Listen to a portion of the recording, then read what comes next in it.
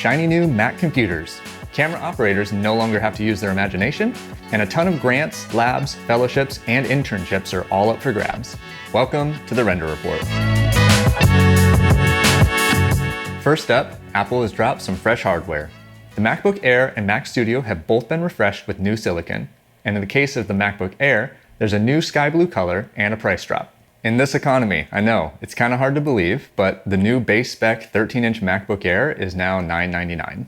The laptop receives the M4 chip, which Apple claims is about 2 times faster than the M1 MacBook Air. They've also upgraded to 16 gigabytes of RAM as standard, and it now supports 2 6K external displays in addition to its built-in display. I personally edit and animate on a 2020 M1 MacBook Air. You can see it right behind me there. It's possibly the best machine I've ever owned. It's been wonderful to work on. And circling back to the Mac Studio, Apple has upgraded the desktop machine with M4 Max and M3 Ultra processors. While Apple's press release mostly focused on the AI benefits that these chips provide, they did also share some impressive performance uplifts in Photoshop, Final Cut Pro, and Redshift. If the top spec price of $14,000 is a little too rich for your blood, then check out Apple's refurbished store where M4 Mac Minis and discounted M2 Mac Studios have started to crop up. Visual Skies, a UK startup, is bringing its real-time CGI workflow on set for camera operators. The idea is to give camera operators, drone pilots, and directors a way to visualize how a shot will look after VFX teams get their hands on it. So basically, they don't have to imagine a 50-foot dragon landing on a beach, they can just see it through their monitor. Just like virtual production, this tech should help speed up post-production timelines as more concrete decisions can be made during production. Co-founder Joseph Steele is set to unveil the technology later this month. So if you're curious, keep an eye on their website. You can find a link to it in the description below. I can remember watching the behind the scenes of James Cameron's Avatar back around 2010. The technology back then allowed Cameron to do essentially the same thing. But with 15 years of technology innovations, I'm sure that Visual Sky's solution is going to be a market improvement. Blackmagic, of course, is invested in making DaVinci Resolve 19 as approachable for new editors as possible, and this week they released the mother of all beginners guides. If you're just starting out, or you're interested in adding another NLE to your tool belt, this guide is a great way to dive into the deep end. Though, if reading a 650-page PDF isn't your idea of fun, you can check out Team 2 Film's Guide to Resolve 19.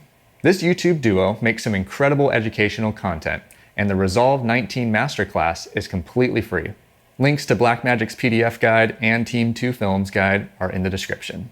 Laura Moss over at No Film School has put together a massive list of film grants, labs, and fellowships. Whether you're an emerging filmmaker or an industry veteran, this list is an incredible resource. There are programs for every avenue of storytelling, from documentary to animation. Some highlights include Panavision's new filmmaker program, which is offering 2 grants, one that supports students and aspiring filmmakers with a camera package, the other for color and finishing services. And Vimeo Short Film Grant, which offers 5 short filmmakers financial support and distribution assistance. Laura put in some incredible effort to pull this list together, so go check it out. There's a link in the description. And Oregon-based Laika, the acclaimed stop-motion studio behind Coraline, Paranorman, and soon-to-be-released Wildwood, has opened its application for their summer 2025 internships. If you're a student or a recent graduate, I highly recommend applying. I interned with House Special, a stop-motion advertising studio based right here in Portland, right after I graduated from college, and it was incredibly valuable to me, both in terms of my education and in the connections that I made with my local film industry. There are 9 internships available, and they are paid. The application deadline is March 28th, so hop to it. A link to Laika's career page is in the description. Now, on to software. Max van Leeuwen released Pixel Repeat, a funky After Effects plugin that does exactly what it says on the tin. Its simple controls allow you to quickly create highly stylized effects that look straight out of a Doctor Strange movie.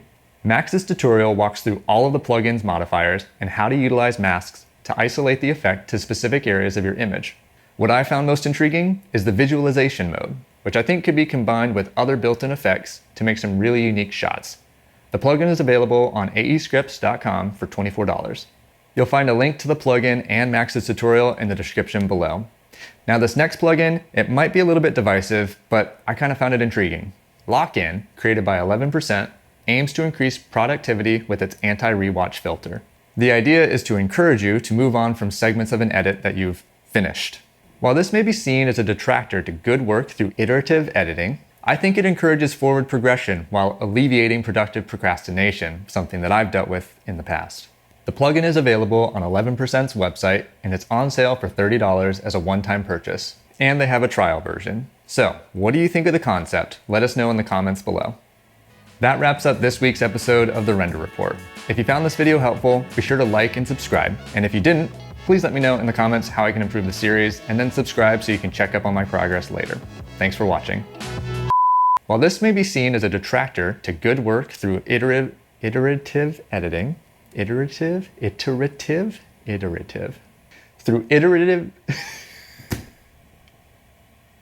good Lord, iterative editing. There you go, I'll cut that together, that'll work. Also, side note, this light, totally forgot to turn it on, so it's been comped in this whole time.